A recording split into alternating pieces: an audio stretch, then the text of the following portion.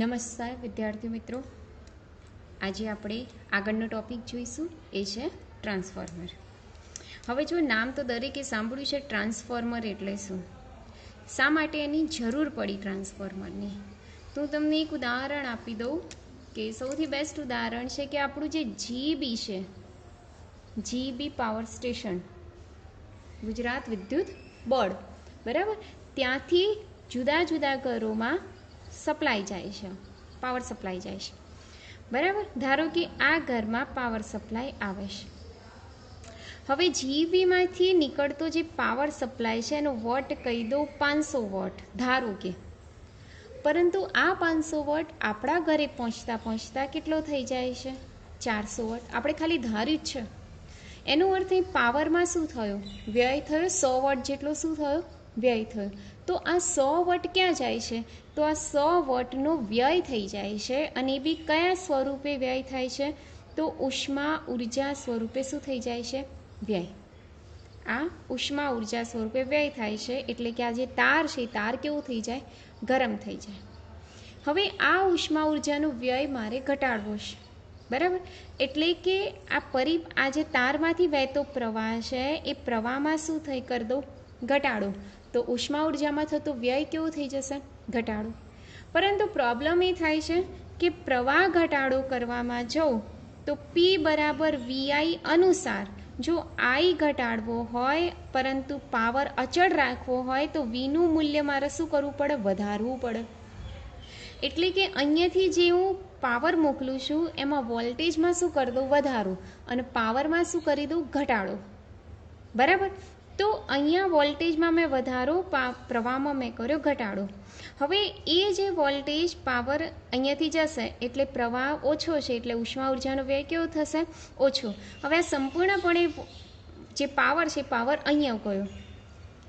હવે એક પ્રોબ્લેમ થઈ કે અહીંયા આપણે વોલ્ટેજમાં શું કરી દીધો તો વધારો, અને પ્રવાહમાં શું કરી દીધો તો ઘટાડો.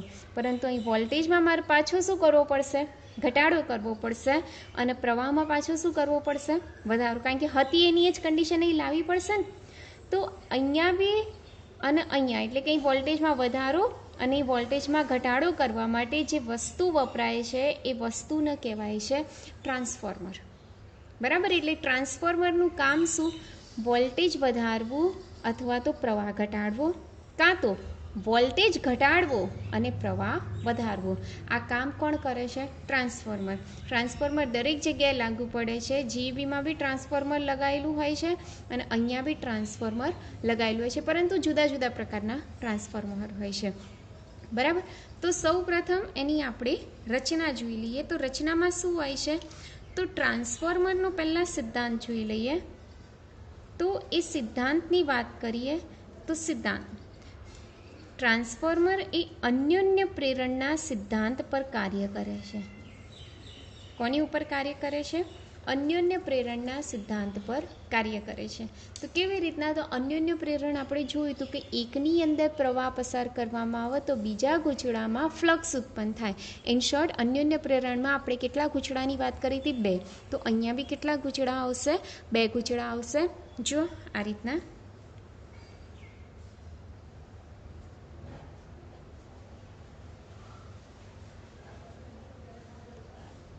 રચના કેવી રીતના હોય છે, તો આ એક આઈ આકાર મેં ડ્રો કરેલો છે, બરાબર. હવે એક ગૂંચળું આવી રીતના હોય છે, બરાબર, અને બીજું ગૂંચળું આની ઉપર જ પરંતુ અવાહક રીતે ઇન્સ્યુલેટ કરેલું હોવું જોઈએ. એટલે બીજું ગૂંચળું આની ઉપર પરંતુ એકબીજાથી અલગ કરેલા હોય છે. આવા 2 ગૂંચળા એકબીજાની ઉપર જોડેલા હોય. આ જે પ્રથમ ગૂંચળું છે એને કહેવાય પ્રાથમિક ગૂંચળું, જેને આપણે પ્રાઇમરી કહીએ છીએ. અને આ જે બીજું ગૂંચળું છે એને કહેવાય છે ગૌણ ગૂંચળું, જેને આપણે બીજા શબ્દોમાં સેકન્ડરી કહીએ છીએ. એટલે કેટલા ગૂંચળા વપરાય છે અહીંયા, 2 ગૂંચળા. પ્રથમ ગૂંચળું જેને આપણે પ્રાઇમરી કહીએ અને બીજું ગૂંચળું જેને આપણે ગૌણ કહીએ. ઘણી વખતે આવી રીતના પણ જોડાયેલા હોય છે,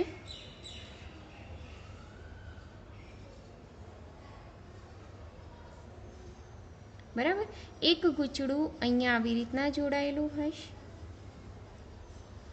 અને બીજું ગૂંચળું આ રીતના જોડાયેલું હશે.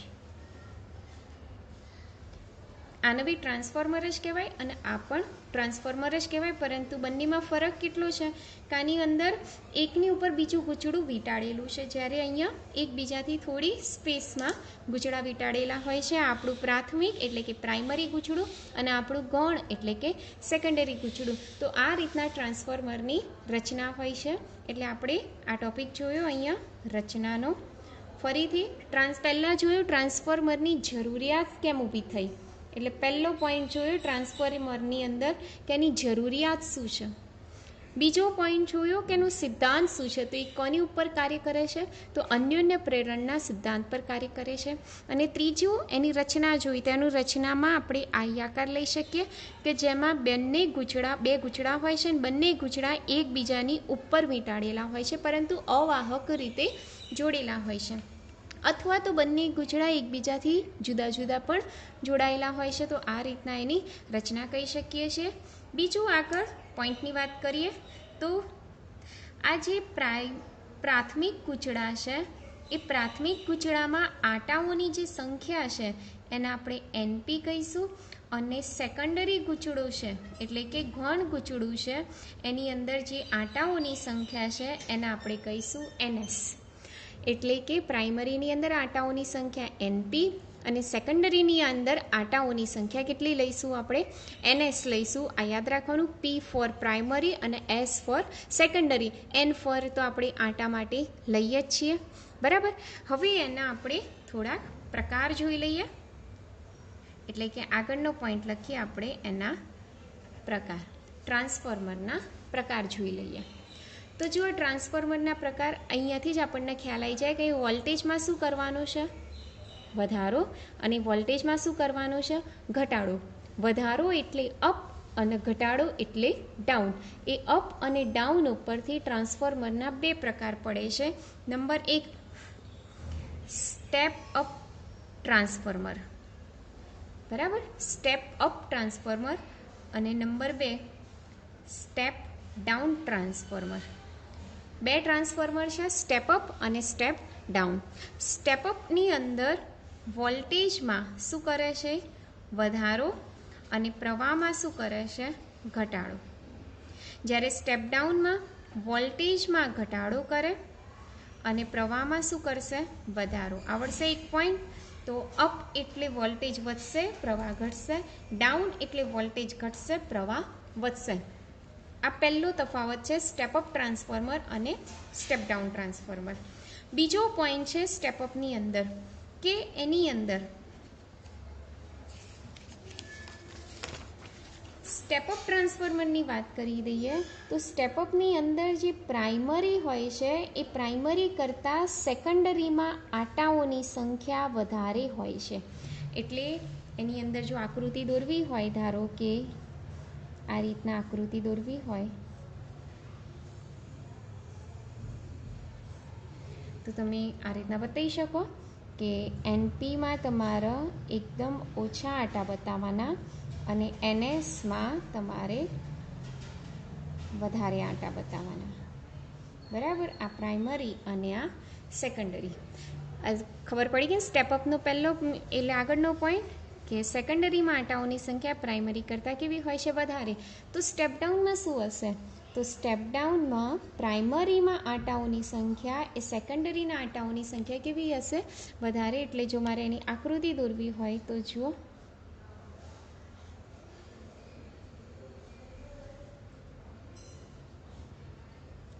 બરાબર. તો એની અંદર મારે શું બતાવીશું, અહીંયા આ પ્રાઇમરીમાં આટાઓની સંખ્યા મારે વધારે બતાવવાની, આવી રીતે પ્રાઇમરી. જ્યારે સેકન્ડરીમાં આટાઓની સંખ્યા કેવી બતાવવાની, ઓછી, આ સેકન્ડરી. ખ્યાલ આવી ગયો. તો આ આગળનો તફાવત. બીજો તફાવત કે જેમ આ પ્રાઇમરી છે એમાં આટાઓની સંખ્યા ઓછી છે, પરંતુ એનો જે તાર છે એટલે કે પ્રાઇમરી વાઇન્ડિંગનો તાર જાડો, જ્યારે સેકન્ડરીનો તાર કેવું હોય છે? પાતળું. એટલે જેમાં આટા ઓછા છે એનું તાર કેવું છે? જાડું. અને જેના આટા વધારે છે એનું તાર કેવું છે? પાતળું છે. બરાબર? એટલે એક આ પોઈન્ટ તમે લખી શકો. તો આનાથી વ્યાસ આની અંદર શું થશે કે પ્રાઇમરીનો જે તાર છે, વાઇન્ડિંગનો તાર, એ કેવો હશે? પાતળો. અને સેકન્ડરીના વાઇન્ડિંગનો તાર કેવો હશે? જાડું હશે. બરાબર? એટલે આટલા તફાવત તમે લખી શકો છો સ્ટેપ અપ ટ્રાન્સફોર્મર અને સ્ટેપ ડાઉન ટ્રાન્સફોર્મરમાં. તો આ વાત કરી આપણે ટ્રાન્સફોર્મરના પ્રકારની વાત કરી. હવે આગળ જોઈએ એના સૂત્રની આપણે ગણતરી કરવી છે. જો હવે અહીંયા કે ધારો કે આપણે એક આદર્શ ટ્રાન્સફોર્મરની ચર્ચા કરી લઈએ.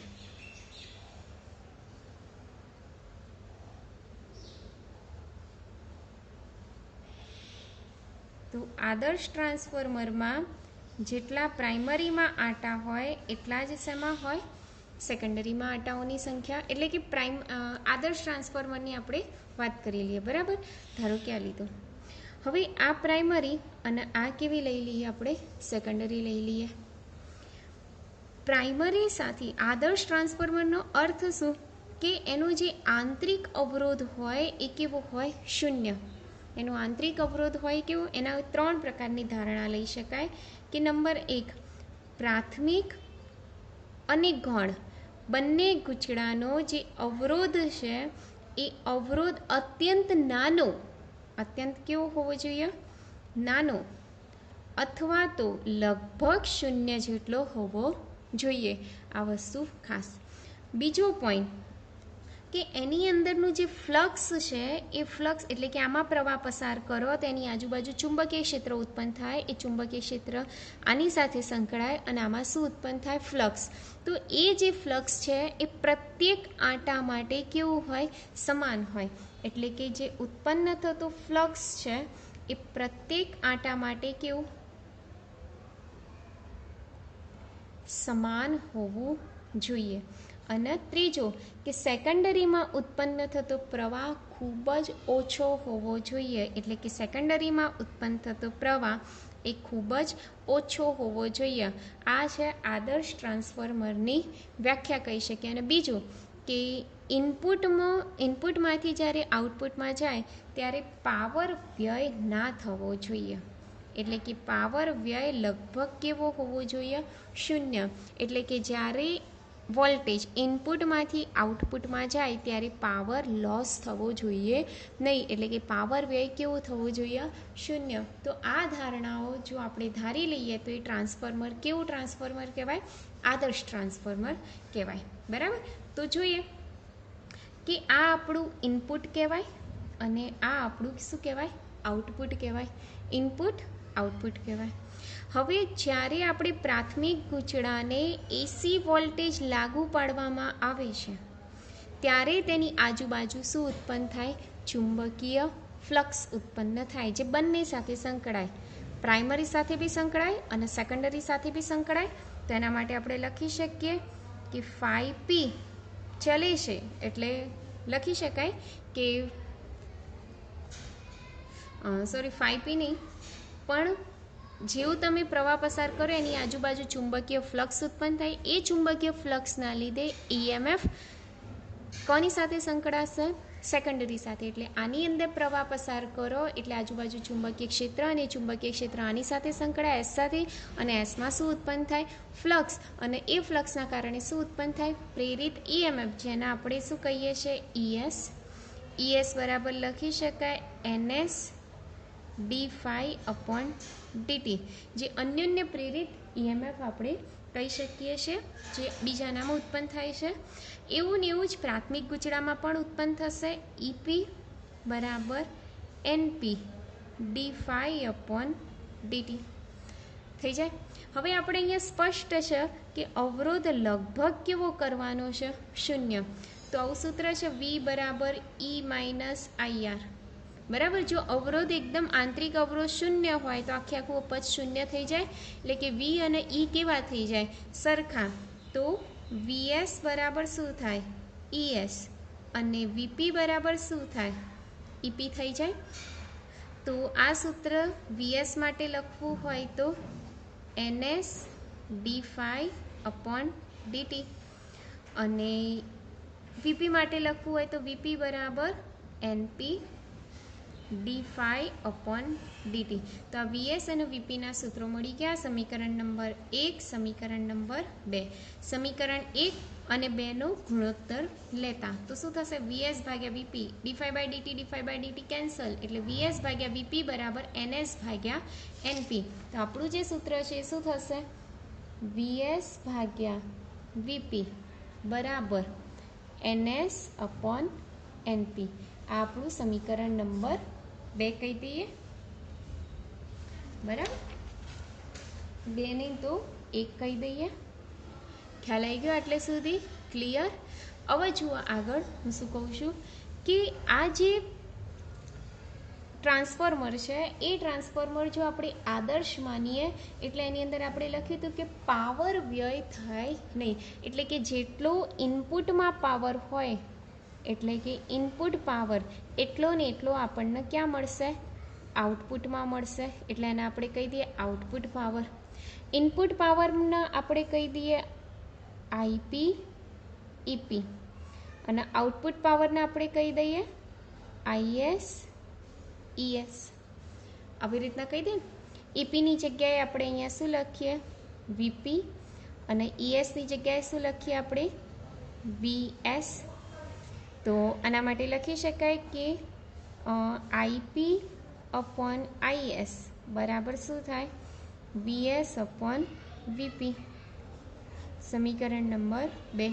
સમીકરણ 1 અને 2 બંનેને આપણે સરખાઈ દઈએ તો આપણી પાસે સૂત્ર મળશે VS/VP બરાબર એટલે કે IP/IS. IP/IS બરાબર VS/VP બરાબર શું લખાય?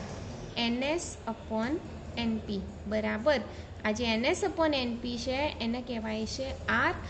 Rના આપણે કહીશું ટ્રાન્સફોર્મેશન ગુણોત્તર. શું કહીશું આપણે? ટ્રાન્સફોર્મેશન ગુણોત્તર. બરાબર. આપણે આગળ વાત કરી સ્ટેપઅપ માટે. તો સ્ટેપઅપ માટે આપણે શું જોયું હતું કે એમાં NSનું મૂલ્ય NP કરતાં કેવું હોય? વધારે. અર્થાત NS/NPનું મૂલ્ય 1 કરતાં વધારે. આ NS/NPને તો આપણે શું કહીએ છીએ? R. એટલે કે R ઇઝ ગ્રેટર ધેન 1. તો સ્ટેપઅપની અંદર એક હજી તફાવતનો મુદ્દો વધી ગયો કે ટ્રાન્સફોર્મર ગુણોત્તરનું મૂલ્ય 1 કરતાં કેવું હોય? વધારે. જ્યારે સ્ટેપ ડાઉનની અંદર NSનું મૂલ્ય NP કરતાં કેવું હોય? ઓછું. અર્થાત NS/NPનું મૂલ્ય 1 કરતાં ઓછું એટલે કે Rનું મૂલ્ય 1 કરતાં ઓછું. એટલે કે સ્ટેપ ડાઉન માટે આપણે ટ્રાન્સફોર્મેશન ગુણોત્તરનું મૂલ્ય 1 કરતાં હંમેશા કેવું હોય? ઓછું. તો આ એક સૂત્ર ખાસ. આ સૂત્ર તો ક્યારે વાપરવાનું? કે જ્યારે આપણી પાસે કેવું હોય? ટ્રાન્સફોર્મર આદર્શ ટ્રાન્સફોર્મર હોય. અને આ સૂત્ર ક્યારે વાપરવાનું? જ્યારે આપણી પાસે વ્યવહારિક ટ્રાન્સફોર્મર હોય એટલે કે વ્યવહારમાં વપરાતું ટ્રાન્સફોર્મર હોય. તો આ રીતના આપણો ટ્રાન્સફોર્મરનો ટોપિક પણ પૂરો થાય છે. બને એટલો વિડીયો વારંવાર જોશો તો તમને ટ્રાન્સફોર્મરની થિયરી પણ આવડી જશે. બાકીનું ચેપ્ટરની થિયરી કમ્પ્લીટ થાય છે. આ ચેપ્ટરના ઉદાહરણના દાખલા આપણે નેક્સ્ટ લેક્ચરમાં જોઈશું અને સ્વાધ્યાયના દાખલા બી એના પછી જોઈશું. ત્યાં સુધી થેન્ક યુ.